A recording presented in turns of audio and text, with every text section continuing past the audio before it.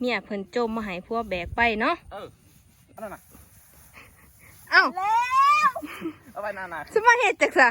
โอ้ยเนาะปานนั้นบอกว่าสิคนนึงเบิ่งก้นก็ฮู้ความขี้ข้าเรามีความหมาย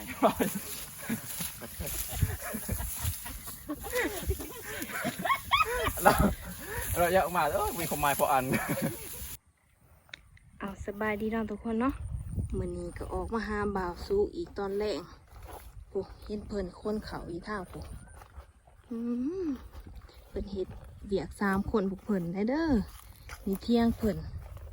เป็นคนในไร่ไปได้เขาเพิ่นป้าทุกคนเอ้ยพวก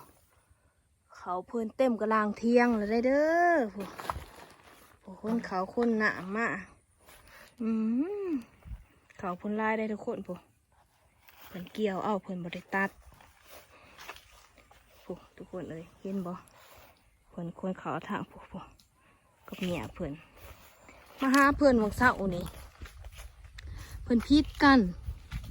พัวหันอยากขึ้นกินข้าวพัวอยากข้าว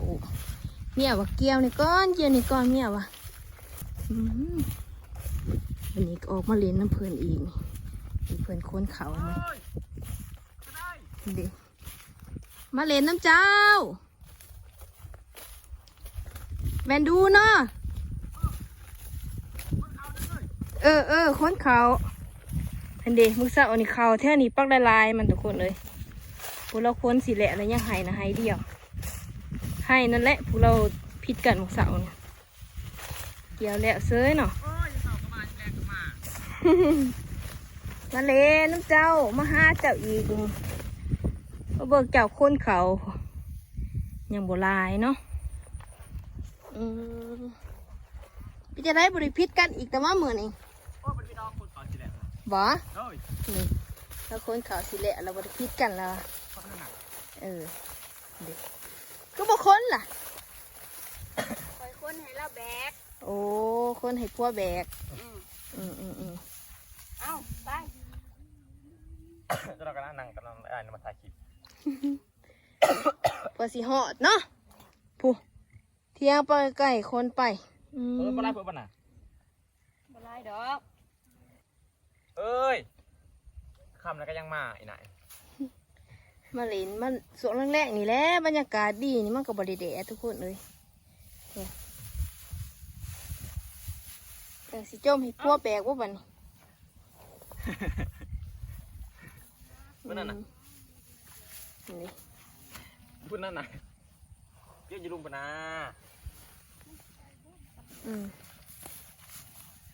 คนเขากันสั่งเอ้ยเอาแบกโอ้เพิ่นเมียเพิ่นจมมาให้พวกแบกไปเนาะนักเรียนฝาด้านหน้าเอ้ยโอ้หมวกปกตาอันนั้นน่ะเอ้าแล้วเอาไปนานสมาเฮ็ดจักซะโอ้ยเนาะปานนั้นบอกว่าสิคนนึงให้เมียแบกกว่านะนี่แหละก็สร้างเหตุตัวเจ้าเนาะนั่งท้าจมขึ้นหัวเมียบ่นี่ฮะใช่จมได้ป่ะพูดเอาแบบแกเอาหน้าหนักใส่อย่าตึกตีนล่ะบ่จักเราบ่ได้หนักใส่หนักแปลกแค่นี้ผู้นั่งแพะผู้ปนาว่าพัวสิแบกให้เมียคนใส่แพะบ่แล้วจมขึ้นหัวเมียเสยป้าเถอะเชื่อว่าเอาหน้าหนักใส่สาวดียันเอาตกกระแทนหน้ายันพัวตกกระแทนหน้าของสาวนี่กะพูดเขาอยู่ปุ่นบางคนนำว่าไปเลยนะบ่เขาบอกกันลายคนเพื่อนสิไปแล้วเขาบอกคนซอยก็คือคนทำกันจนสิแล้วนี่มาเท่าไรตัวนั้นเราไปทำประเทศ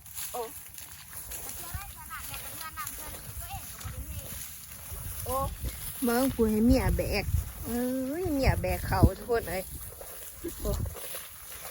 บ่สุกว่าสิแบกเพราะว่าจมขึ้นหัวนังแพะนั่นก็ยังเห็ด แอลบิดแอลงอบนละเนี่ยก็ได้ กินหนังใส่ จะมาเอิญนะ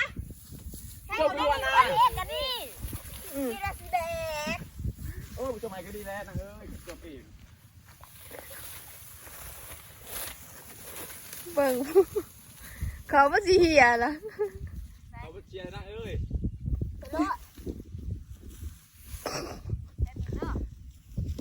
เบิ่งพวกก็ยืนเบิ่งเซยอยู่ เจ้าใหม่นักแพรยังไปหอดปุ่นมาหรือปุ่นเทินหอดใส่ ไปกินราศีแดงทันเด้อขัดเจ เอ้ยเจ้าใหม่ก็ดีนะเจ้าคือไงฮัน ตัวเองค่ะมันเป็นตัวเองดูอันข่าวแบง ใครไปจมเองตะว่าเจ้าใหม่ก็ดีตะว่าเอ้ย จมเองก็ได้นะสำนักหันบุนักดอก เอ้ยว่าคือพัดเอง จมเจ้าก็ค้น เจ้าใหม่ยังมาหาย จะหน่อยก็ถือพุตินเมียอีก อันนี้น่าส่งเสาแล้วจะมองใด อันนี้แหละ เอามาจมให้ยังกินมาจมเอ้ย จมนั่นแหละ จมเองตะว่า คือราศีแบก โอ้ยจมให้ก็ดีว่าหมู แต่ คนหน้าแบกเองเราปะนี่ฮัน หาเบิ้ง คือขนมหน้า หาบุแบกเองระวังตกกระแทนะ ก็ดีนะจะมาเกย์คือนักไส้เจ็บเอามาจมให้ยังว่าไอ้หมูโว้ยแค่จมเองเนาะนัก บักนางนามัน ก็ดีแล้วมาจมให้ จมเองก็ได้สำนักค่ะมาแค่ดอก ก็ดีนะก็ใส่หน้าจะแบก แต่เรามาค้นนี่จักแบกแล้วเราค้นนำนี่ โอ้ย อุ้ยให้กระลงแบกเดียวนี่แหละ บ่ เบาคือเลยได้เบา มาอารมณ์ดีที่ขึ้นมาได้เด้อ เขาบักกระไล่คนทุกคนจากสิไปแล้วมันนี่ โอ้ยมึงหน่อยดีเดียวนี่โทรศัพท์แบกกันเลยจมลาย เอาบุคือ โอ้ยกำลังจมขาจมเดียวนี่จะจมมาแถวว่า เขาคนขี้หมูมาเขาให้พงใหญ่คนที่ไปแล้ว อาเจ้าเวลาขี้โม่บริคนกับว่าตัวเองคนนะ อันนี้แหละคนแบกเดียวก็มาถ่ายคลิปเป็นเศร้า เจ้าที่แรกคนแบกเดียวเบิ่งก้นกับหูความกี่ภาพ เบิ่งเฮียกด เราไม่มีความหมาย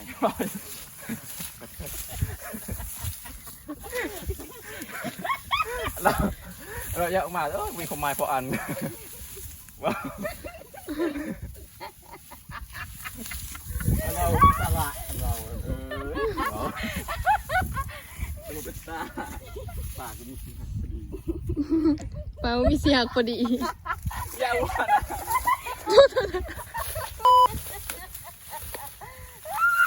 บาปัวของเสานี่เนาะ บ่ต้องยันกันบ่ต้องชนะโอ้ยชนะหนาเปิด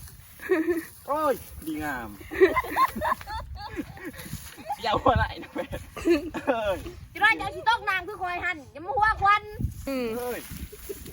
แบกไปหันเพิ่นสิตกห้ำเห็นบ่แล้วมันเปียกเบิ่นเอง เก่งกระเป๋าเรียกนะกระเป๋า เจ้าคอยบ่คอยลมเอง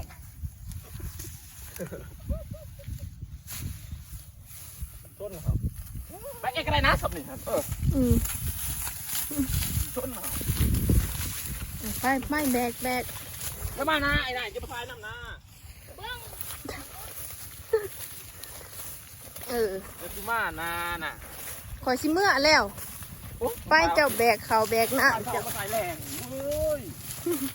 แรงก็มานี่เขาก็มา หายเมียบ่ได้สิมาหายคอยบ่ได้ได้ มาใส่กูมือก็ได้สีจะตาย เจ้าก็ดูเนาะเจ้าเนาะ โอ้ยคนที่แล้วว่าเขาบุคคล เขาบ่ได้ลายมันได้นี่มึงเสานี่ปุ๊คุณสิแล้วเมียเราว่าเราบ่ได้คนนำ เอ้ยปลาน้ำมัน บ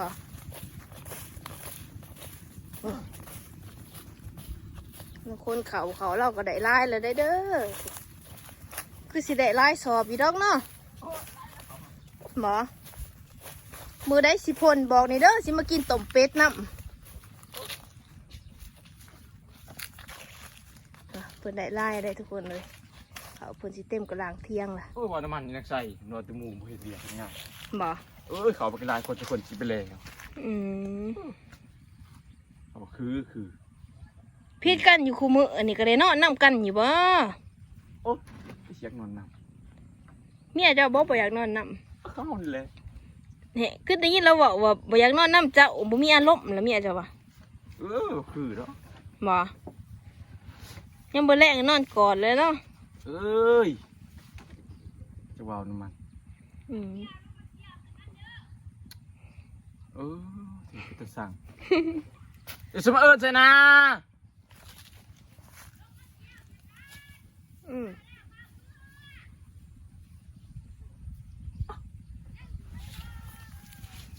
คนเขาเดี๋ยวมันจะลายมันว่ามุมเพชรวี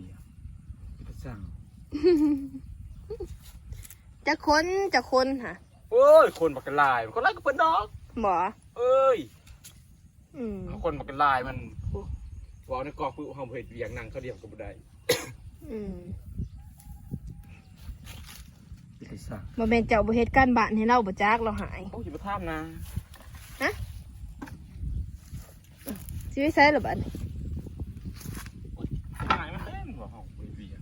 อย่าหายเมียอีกล่ะ เฮ้ย สิไปใช้หรอบัดนี้เกี่ยวข้าวบ่ หายมันเลย เอาสิไปเกี่ยวข้าวบ่ไปสิเมื่อก่อนเด้อซั่นเด้อ เพื่อนนะ เออเมื่อก่อนทุกคนเอ้ยบ่สุก นั่งปีนะ ฮะ เอาปี บ่เอาดอก อันนั้นน่ะ จะเอาไปเฮ็ดหยังล่ะ เอาเป่ามาเลย โอ้ อันนั้นปีหายเด้อ เฮ็ดเป็นบ่ ก็เป็นแหละ นั่นนี่บ่เจ้าเกี่ยวข้าวคุมื้อเจ้าก็เฮ็ดปีเห็นบ่ อืมบ่ได้เกี่ยวข้าวใส่เมียมีแต่นางเฮ็ดปีนี่ โอเคกูมือแรกเป่าเองนักใส่พัง เฉพาะสิบ่ถือเมียตีคุมื้อ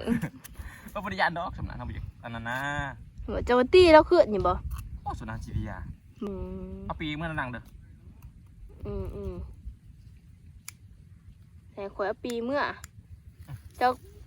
เฮ็ดไว้จนได้เมียเจ้าสิหายอีกค่ะ เอ้ยหายกับปริญญาดอกสำนัก แล้วเราบ่ให้นอนนำเฮ็ดจังไดล่ะ เอ้ยบุญเงินบุญงอดอกเขา บ่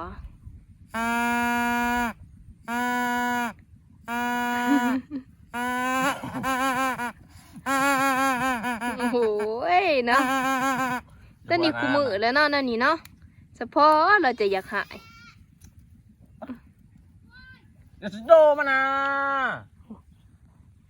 แล้วหองมาใส่ล่ะ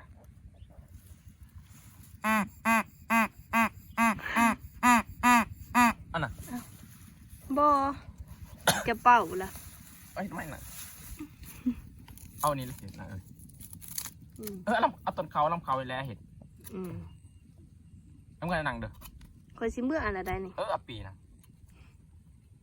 เอาปีบ่เจ้าอย่าเผาเป่าเด้อ อืม บอกทุกคนเพิ่นสิเฮ็ดปีให้ข่อย โอ้ย มา ดำ เป่า ก้อนได้เหรอเมื่อยเหรอ น้ำบักพร อันน่ะเอาบ้างนะ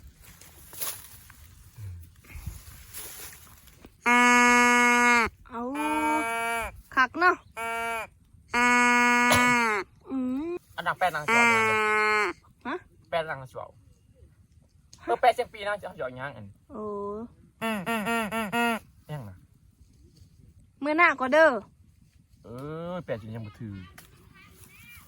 อืม แป้นจริงยังบ่ถืออีก เนี่ยจะเอิ้นเกี่ยวเขาล่ะ จะเขากันโอ้ยอยากใส่เลย ไปไปสิเมื่อก่อนเด้อยินบ่เมื่อก่อนมือใหม่สิมาหาอีก โอ้ยมาบริษัทงานดอกมาถ่ายคลิปพระเจ้า เมื่อก่อนทุกคนก็สิขอตัวเมื่อก่อนเนาะบัดนี้เนาะมีแต่ว่าพอกันคลิปหน้าเนาะ